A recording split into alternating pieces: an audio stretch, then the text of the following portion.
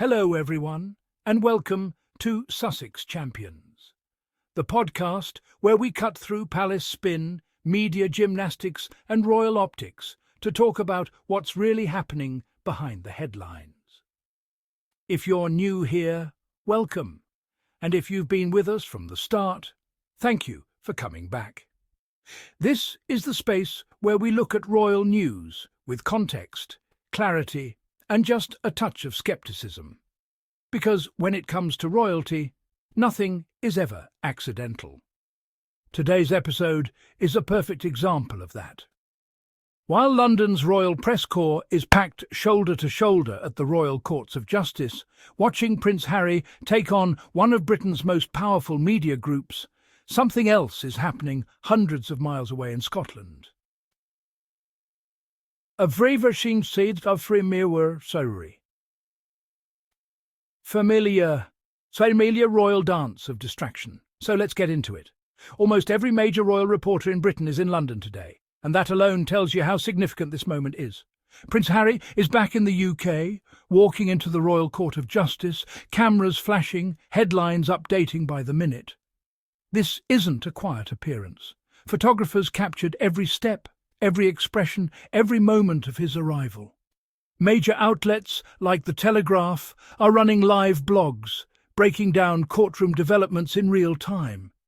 And that matters, because this trial isn't just about one prince versus one newspaper.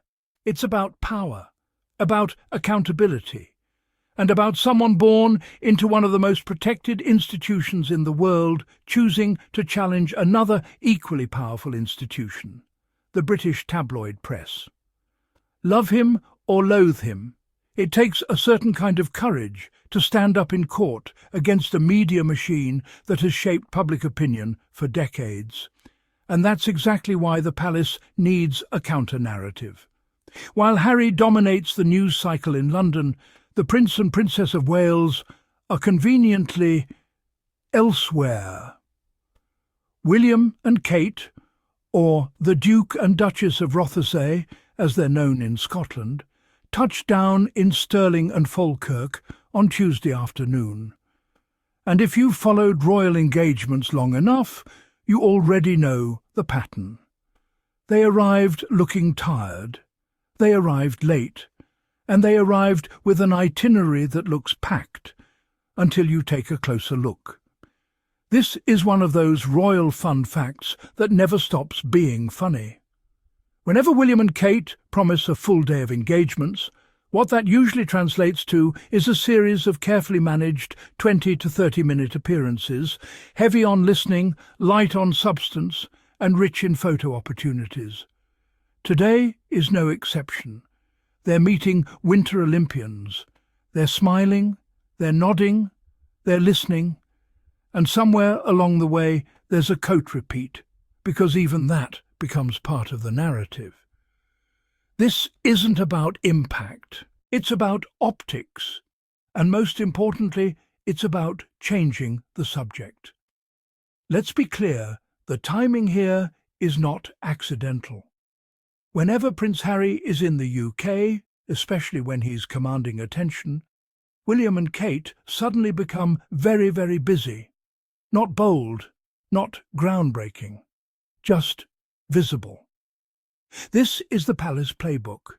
Harry shows up in court, roll out the Waleses, Harry challenges the press, cue safe engagements, neutral causes, and lots of smiling photos. It's not about competing on substance, because there is no competition there. It's about flooding the media space so editors have options, so producers can say, well, let's balance this with something lighter.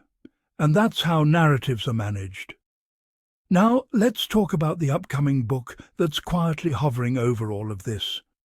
Royal reporter Russell Myers is releasing William and Catherine. The intimate inside story next month, and the promotional language is doing a lot of heavy lifting. We are promised seismic revelations, unparalleled insight, a deep dive into the Wales' marriage. Naturally, this has sparked speculation. Is this why Prince William reportedly needs a crisis manager? Is there trouble ahead? Or is this simply another example of a royal-adjacent book that talks a big game while delivering very little? If history is any guide, this will likely follow the Tina Brown Palace Papers model. Glowing overall, supportive of the institution, but sprinkled with just enough shade to feel honest. And let's not ignore the very real possibility that Kensington Palace has already co-opted this project, shaping the narrative, smoothing the edges, and ensuring that whatever revelations emerge ultimately serve William and Kate's long-term image. Because access is rarely free. What we're seeing right now is a fascinating contrast. On one side, Prince Harry, in a courtroom, confronting media power head-on, accepting criticism, scrutiny and risk, forcing uncomfortable conversations about press ethics. On the other, William and Kate on tightly managed engagements. Minimal risk, maximum control. Safe stories, safe photos, safe headlines. One strategy challenges the system, the other preserves it, and the public is left to decide which feels more authentic. So as this trial continues, and as the media keeps one eye on London and the other on Scotland, remember this. Royal narratives don't just happen. They're built, they're timed, and they're defended. Thank you so much for listening to Sussex Champions. If you enjoyed this episode, make sure to subscribe, leave a review, and share it with someone who loves royal analysis without the palace filter. Until next time, stay curious, stay critical, and don't believe everything you see in a carefully staged photo op.